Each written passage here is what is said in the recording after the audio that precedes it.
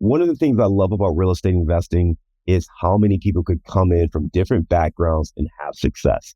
The key is two things. One, leveraging your transferable skills. And then two, seeking guidance and mentorship. That is exactly what today's guest did, Mr. Nathan Payne. Nathan had a background in door-to-door sales where he knew how to get in front of potential customers and clients and make an offer and take that rejection, recognizing this was just a numbers game. He used that to get into wholesaling and build a thriving business. The second component, though, was seeking out the coaching and mentorship, which is what he invested in. The investment in himself gave him the ability to build this business and now help other people. If you want to build a thriving real estate business, check out our conversation today with Nathan Payne right here on Multifamily Insights. When you think you found a great deal, asking the right questions could be the difference in finding a stud or a dud. Listen, we've put together a new guide to help you out. It's called 7 Questions You Must Ask Before Investing in Apartments. Now, in this guide, you're going to learn how to uncover red flags, quickly identify underwriting risk, vet sponsors and team members, and confirm key assumptions. Now, this is a guide that's going to help you be a better investor, whether you're an active investor or you're a passive investor looking to partner with other operators. Asking better questions is the key to identifying great opportunities. So download this free guide. Go to our website, casmoncapital.com/7 questions. That's the number 7 questions. And you can access this free guide today. To make it easy on you, though, we've put a link in our show notes. So you go to the show notes, you can click that link and access the guide right now. This guide's going to help you make better investment choices, asking the right questions to build your portfolio. So be sure to download it today. Nathan Payne is a dynamic entrepreneur whose journey began in Atlanta, Georgia, and has since taken him to Ontario, Canada. Now, early on, he embarked on a transformative church mission in Portland, Oregon, dedicating 2 years to serving and uplifting others, a commitment that still continues to inspire his work today. Now, he is the co-owner of Offer on Homes, a thriving real estate investment company, and Investor Thrive, a coaching enterprise dedicated to helping wholesalers and real estate investors acquire more properties the Painless way. Let's welcome to the show, Nathan Payne. What is up? Thanks for having me on here. Yeah, absolutely. It's great to have you on. I went over your bio and your background at a very, very high level. Why don't you take 2 minutes and fill in some of those gaps? All right. Well, you kind of covered where I grew up or where I came from. So I'll just kind of say my investing background. After my mission, I went to college and my friend one of my roommates dabbled in wholesaling, lease options, and I was doing door-to-door sales. And he was always trying to convince me to come work with him. Let's do some properties and let's find some lease options. Let's wholesale. And I was like, nah, I'm making good money doing door-to-door. And you can make good money in door-to-door sales. I don't know if people know that, but I did that all throughout college. And after I graduated, I was like, well, what do? I'm making good money now, but I have to travel a lot. So I got married and then I was like, I don't want to travel anymore. What can I do local that has to do with sales and that I can use my skill set? And I looked into property insurance, medical sales, insurance. It's home insurance, all this stuff, agencies. And I settled upon real estate. I was like, you know what? My friend did it. His dad's still doing it. Let me reach out to him. So I reached out to him. He was doing tech sales at the time. I said, hey, quit your job. I'm going to quit the door-to-door. Let's go all in on this real estate thing. Not knowing anything about it other than you can make money. So he's like, okay. So he quit and then I quit. And then we just figured it out by just massively failing forward. That's pretty much my story. Until now, I'm 7 years in, done hundreds of deals. Primarily, I focus on wholesaling, but as you get deeper into this game, you realize this makes more sense for me to keep this. So it makes more sense for me to flip this one. So done several flips, had some rentals, and my dream was always to live the farm life, to live the slow life, because I've always been in cities and a lot of, I don't mind neighbors or a lot of people, but I just wanted a slower pace. So my wife is Canadian, decided to move out to Ontario, Canada. She's where she's from, and she lives in what they call cottage country. It's north of Toronto. So it's a really slow pace. They don't even have a Walmart here. I have I'm just looking right out my window. It's thousands of acres of farmland. I bought a farm. I don't have thousands of acres, but I get to look at my neighbors who's a farmer since he's 75 years old, been a farmer his whole life. So me and him are cool, and I'm just living the dream that I want, right? Like, it's not Ferraris, it's not airplanes, it's not any of that. It's just living on a farm with a lot of land and living a slow life right now. So that's what I'm Nathan, doing. love the background, man. You talked about growing up, you go on that mission, you're working in door-to-door sales, your buddy's doing these lease options. You must have been somewhat intrigued, right? Because he's asking you to come join him. You keep saying, no, I'm making good money. Yeah. Fast forward, your lifestyle changed. You wanted something different. You remembered this real estate thing, called him up and said, hey, let's quit our jobs and let's go all in on this. That's And he right. actually said, yeah, let's do it. So here you go. You Yeah. both Yeah. quit your jobs. You're in real estate, figure it out together. Obviously has some challenges that you overcome. But 7 years later, you got a thriving business. You're doing some wholesaling, some flips, some rentals, and you're able to move your family up to Ontario, living on a farm and being able to live the lifestyle of your choice. Take me Yep. back to that moment. You mentioned that you got married and you wanted something different. You didn't want to travel as much. And I think that's familiar to a lot of people, right? Because what you're doing is probably fine until something changes that, right? Whether it's Mhm. a life event, could be a family member, it could be a graduation, it could be, sickness, whatever. But what happens is we kind of move along on our path, just grinding away, running on the hamster wheel. And then something happens in our life that triggers us to say, hey, I need to do something different. Can you elaborate and go into a little bit more detail of what happened to you and what made you so confident that real estate was the right switch as opposed to getting into insurance sales or one of those other avenues you were exploring?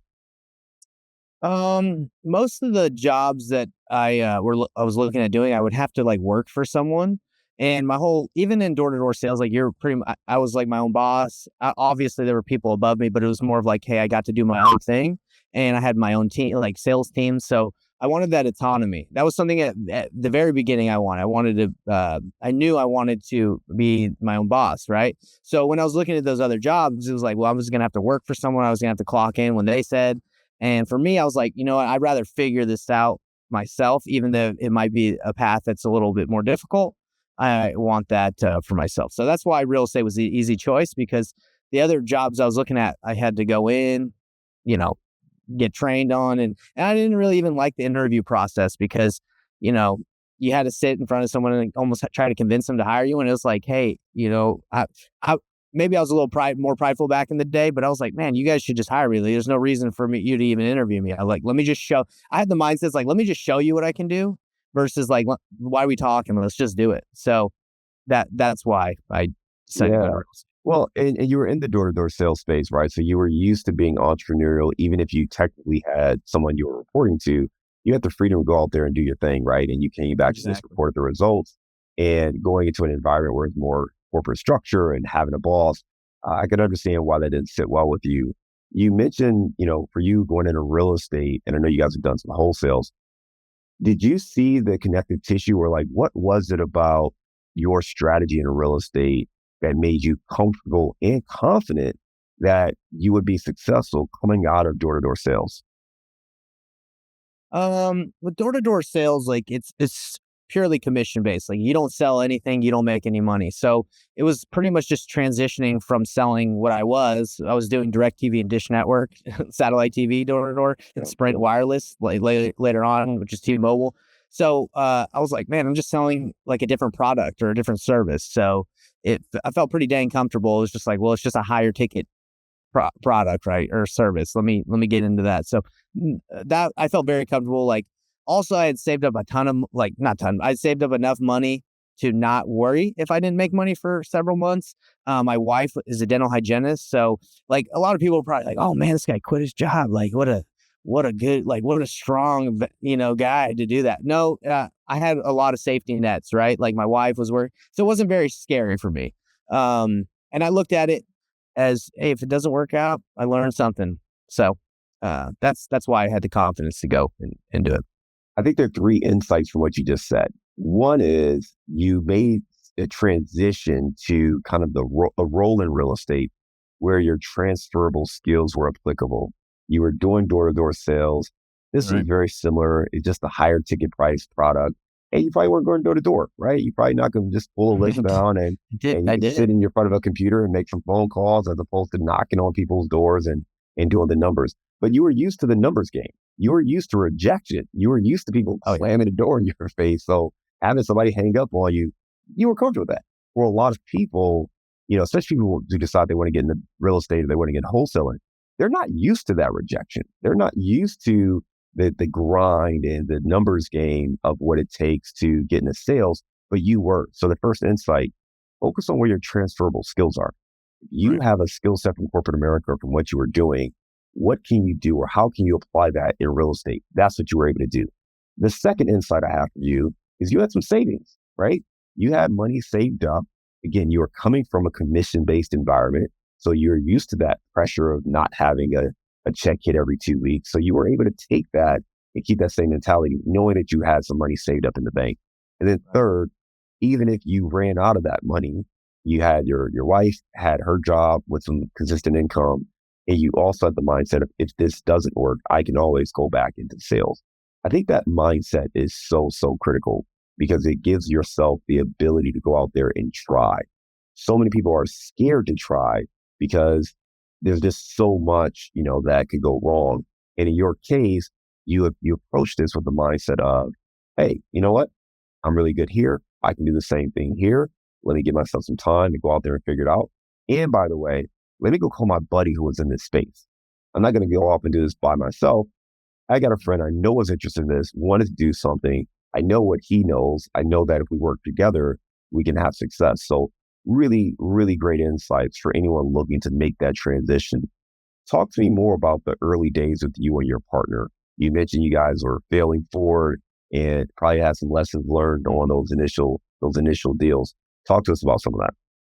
Oh man, it's just the growing pains of an entrepreneur and trying to figure stuff out, right? Like we weren't marketers. We didn't know how to market to get leads. So we were just blowing money. Like, and when we did get leads, our sales process wasn't that good. Like the way to talk to the sellers, we didn't have that dial in. Like the door-to-door sales thing, I was good at talking and getting rejected, but the sales process of like selling a low ticket item in like a home is completely different. Like with door-to-door, like you can be like, hey, our trucks are in the area. We're running this special. If you don't take it today, it's gone. Right. So it's like more of like an urgency thing. That's not how it is with door to door, like homes. Like you can't just say, hey, my offer's this. If you don't take it, I'm gone. Cause they're gonna be like, that's great. I got 1,000 people calling me right now. Or So the sales process changed completely. But I'm sorry, man. I forgot what the question was, but do you remember? Yeah, you're talking about just the challenges of you and your Oh partner yeah. early on. So you talk Yeah. about Yeah. sales Yeah. challenges. Sales challenges, losing money, losing out on people, like signing contracts and then someone saying like, oh yeah, I've decided not to sell. And then realizing that someone else they just signed with someone else and we didn't know how to stop that or how to confront that. You name it, man. That's the thing. That's why I coach and I teach people is because the amount of, roadblocks, speed bumps, yellow lights that you face in real estate deals is you can't even count them. There's so many different situations. Every situation is different. Every person is different. People lie. People like, it's not, like the times that I've had a deal that's just like boom, boom, really smooth, like it's very difficult to have some just go so smooth. It happens, but not very often. Yeah, I think it's a challenge, right? It's like it's a new industry. You had your sales background, but you didn't have the marketing background. And then you also didn't have the context of, well, what do you do in certain situations, right? You get somebody who's Mhm. interested, you get an offer, you think you've got a deal in place, but, they decide to either not sell or sell to somebody else or whatever the case may be. Yeah, And liars. how to navigate that becomes a challenge. How did you navigate that? I mean, did you just chalk them all up to lessons learned or did you like do something else to try to learn how to be better in that space? We started paying a lot of money for not a lot of money. I wouldn't say a lot of money. We started paying for coaching, Yeah. mentorships, masterminds. We try to, that's all those things are. They just try to help you learn from other people's failures and mistakes, so you don't have to pay the price. So that's what we do, and that's still what I do. Like continued education, right? Like I thought Yeah. after college I was good on the education. I've spent more money on education now than I ever did in college. So yeah, continuous education. That's how we do it. So it's interesting, right? Because I think there's two kind of learners in this space. There are those who recognize they need help and education up front. They invest in the education and makes their lives a little bit easier. Not to say that it's completely problem free, but maybe you avoid some of the bigger issues that other folks have already suffered. And then there's folks who try to go at it on their own and then maybe encounter some of these lessons. They either pay financially or at that point they step back and say, hey, that's probably invest in some education. Sounds like you kind of did the latter. As you reflect back, like for someone who is debating whether or not, hey, why should I invest in education when I could use that money to invest in a property? What would you say to them? I think education is way more valuable than any material asset, in my opinion. Like becoming the best version of yourself, building your character, like those things have compound interest forever, right? If you're just trying to be the best you can be. So I think continuous education, whether you're reading, you're going to seminars, like whatever you do, like I would say definitely you have to invest in yourself because you are the most valuable asset, in my opinion. You're a child of God, right? So like, that's what I believe. So like, you got to be the best you can be. That's what I think. I love it, man. So let's talk about your business today, right? You mentioned you've got the coaching, you do a little bit of wholesaling, flipping, keep some for rentals. Tell me more about kind of the business and how you see it all working together today. So what we do is, I've had many different forms of coaching, like one to many, like giving people information so they can just like, hey, this is everything you need to know, go do it. And then seeing that not as many people succeed just because they have like the information, they need like the hands-on approach of like an apprenticeship. Like they need someone to look at their deals. They need someone to tell them what to do. Like that. And I did not have that in the very beginning. It was more of just like, hey, here's your information and let me know if you need anything. Right. And that's most coaching programs. And I think that's why most coaching programs are flawed. They have just people come in, they try to figure it out. Some people do, right? Some people figure it out. Some people don't. So my program is what I do is let's help you generate leads. You need leads.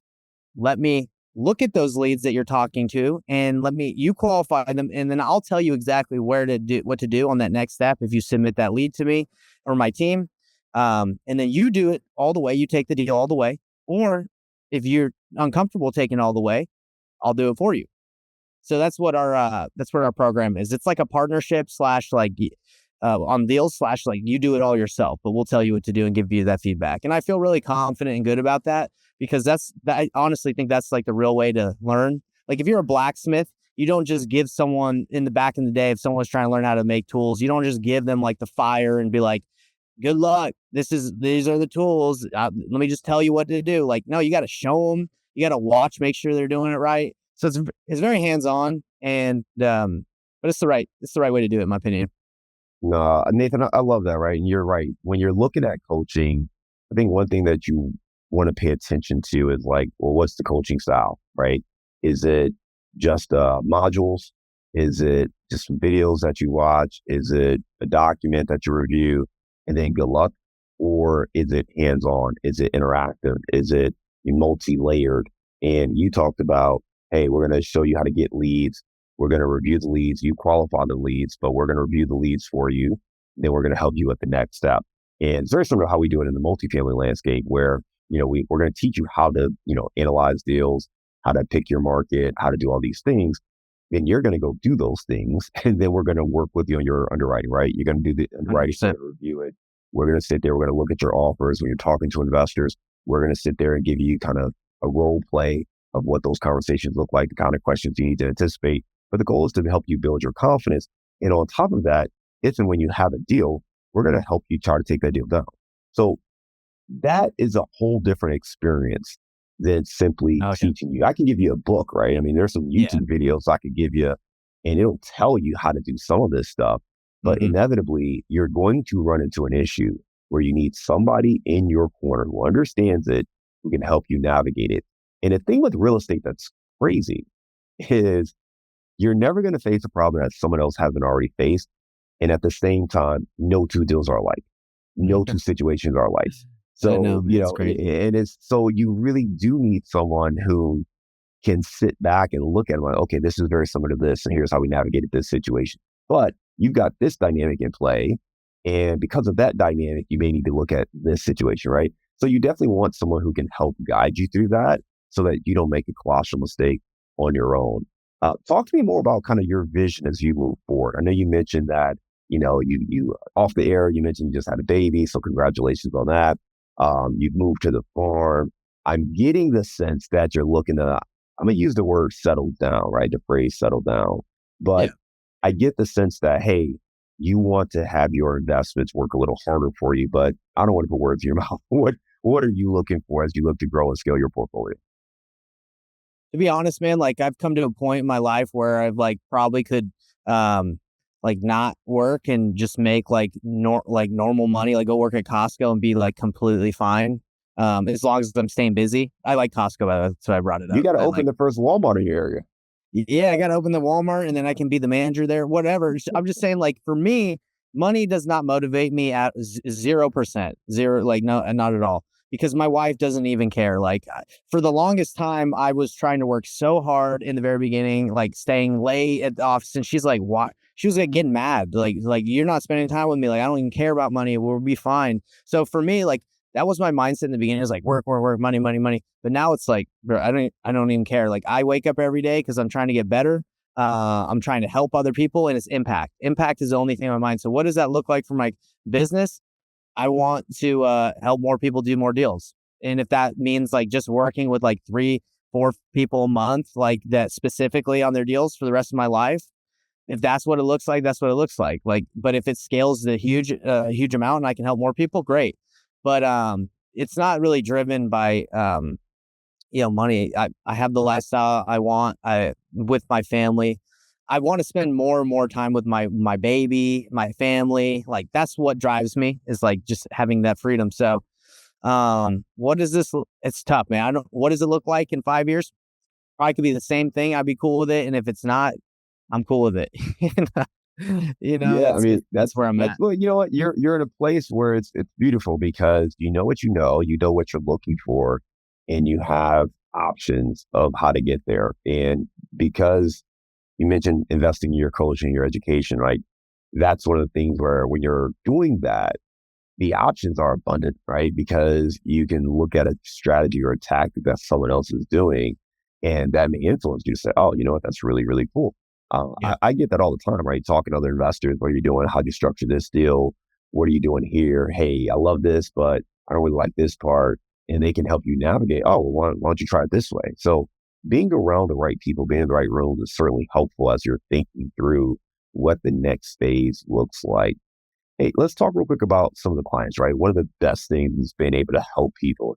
Do you have a case study or a highlight from one of the clients or one of your students that you'd like to share? Yeah, let me tell you this deal we're doing right now.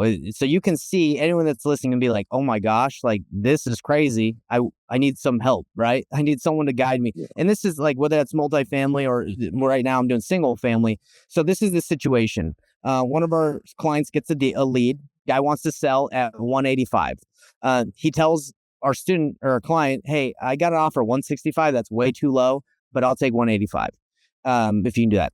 So we're like, okay, great. 185 was a deal. Like it looked like a deal. We got it under contract to wholesale, right? Because we always like to wholesale deals first versus taking them down because we want that, the cash flow cycle to be shorter. We want to make that money quick. So got it under contract, had a showing, and assigned it like a couple days later to someone we had it 185. We signed it to someone for 223. So that's $38,000 assignment fee, right? Great. Awesome. We love it. That part is done. The next day, the seller's like, yeah, man, I don't want to sell anymore. And like this contract I signed with you guys, like, isn't valid. And so he gets one of his agent friends who's like acts as an attorney to write us a letter and be like, yeah, this contract's not valid. He's out of this contract. And we're like, you're not even an attorney. Like we see that you're a real estate agent, ex real estate agent. So we responded like, yeah, that's not true. So then he gets like a real attorney to be like, hey, I need to see the contract and like talk to you guys. So we had already had this at the title company, already put down the earnest money, had already assigned it. So both the attorneys talk, right? And our attorney that our title company is like, hey, he signed the agreement, like everything's a title, like, he's gonna have to sell. If he does want to sell, he's gonna have to sell. And if obviously we know that if no one wants to sell, they can just stay in there forever. But eventually they're gonna have to sell to us since we have the interest in the property. So like a week goes by after he talks to this attorney, and the attorney's like, okay, that's cool. So we try to reach out to this attorney to be like, hey, did you talk to the seller? Like, is everything good? Are we good? And like a week or two goes by and the attorney that he has like won't answer like our calls. He's just not answering our calls. And the title company's like, we can't reach out to the seller directly. The attorney's like, we can't reach out because he has an attorney now, but the attorney won't answer his phone. So eventually we just like call the seller like, hey man, like, are you ready to go? Like, we have everything ready. And the guy's like, yeah, I've been ready. I haven't heard back from my attorney. I never hired him. I just asked him for some advice and he was willing to write a letter. And that's probably why he's not responding to you guys, because I didn't even hire him. Right. So that attorney's just like, probably just getting all these emails and be like, this ain't even worth my time. I'm not even going to respond. So all this is happening. Finally, the seller's like, yeah, let's do it. The title company isn't even willing to call the seller yet because they think the attorney's involved, even though we're telling him that he's not. All this is happening. Eventually, the seller's like, I'll call the title company. He calls them. Everything gets figured out, but he's got 5 judgments on the property. So now we got to wait until those get cleared. We don't know how much they are, what the payouts are. And now, but eventually when that gets figured out, we'll be able to make that deal. And the buyer at the end is like, hey, I want to close this thing ASAP. Like, what's taking so long? You guys aren't doing it. And it's like, dude, it has nothing to do with us. It has to do with the title company. There's judgments. They have to clear it up. A lot of stuff going on, man. So imagine trying to deal with that and you've never done a deal before. Ever done a deal. That's our client. That's our client. That's a lot, man. I appreciate you sharing that. So, in all those judgments, that's completely separate from you guys. Like, that sounds like it's a... Oh, has nothing to do with us. Afterwards. Yeah. Okay. Those like liens, he owes money, like taxes. So again, that's what I'm talking about. Like, people, there's things like that happen, maybe more in the single family realm where we're dealing with distressed sellers. Yeah. Multifamily, probably you're not running into a lot of that because a lot of the people like probably got their stuff together, you would hope. But yeah, so I wouldn't, if you gave me that deal when I was brand new, gosh, dude, I'd be done. I'd be done for it. I would have walked away. Well, and it takes help, right? Because it's one of the things where that guy's pushing back and whatever the situation is, it's very easy to have that fall apart. So to have the patience and to have the wherewithal to know what to do in that next step, it's really, really important. So I appreciate you breaking that down and sharing that for us. For folks that want to learn more, they can check out your company's website, painlessflipping.com. That's Payne, Payne, painlessflipping.com, and they can learn a little bit more about what you do there. Yeah. Right now, we're going to transition to our round of insights. They say you're the average of the 5 people you spend the most time with. So if you want to grow as a multifamily investor, you have to spend more time with other multifamily investors. And an easy way to do that is to join our apartment investing mastermind group today. Just go to casmoncapital.com and click on the mastermind button. Now, as a part of this group, you'll get access to expert trainings, group coaching calls, industry news and updates, as well as all of our webinars and workshops, including our 3-hour workshop on raising capital. Again, if you want to be around other multifamily investors that can help you scale your portfolio today and grow your network, make sure you're a part of the Apartment Investing Mastermind. Just go to casmoncapital.com and click on the Mastermind button today. Give me a failure or an apparent failure that sets you up for later success. Oh, man. I would even go to marriage, right? Like in the very beginning of my marriage, I just wasn't very present. As I told you guys, like I was just so focused on making money and I kind of neglected my wife and her needs, right? So learning from that failure that like my wife is number one and that's more important than money and work and all that stuff. Like I've learned to be more present with my wife and put her more first. At least I'm trying. That I would say that's one. Give me a digital or mobile resource you recommend for our listeners. You got to be using AI. If you're not using ChatGPT, you're wasting your time. Give me the book you've recommended or gifted the most in the last year. I give a lot of books out. This one, 10X is easier than 2X. That's a good one. Give me a daily habit that helps you stay focused on your goals. I plan my day out every day. I have like my goals, my OKRs, like my objectives and key results, and I look at them daily. My life vision, my plan, like what I'm trying to accomplish. I look at it daily and I plan around that. Give me your number one insight for wholesaling properties. Don't do it unless you're willing to go through the roller coaster. I love it. And you're in Ontario now, and then you grew up in Atlanta, and a little bit of Utah as well. So I'll let you pick the location. But give me Okay. your favorite place to grab a bite to eat. Man, I'll just go here because we're here. There's a place called Gusto Grande here. It's really good. It's just a little, no one's probably ever heard of it, never will, but it's just here, little restaurant here. It's nice. Me and my wife go to it when we're feeling like getting some nice, like a nice steak or something.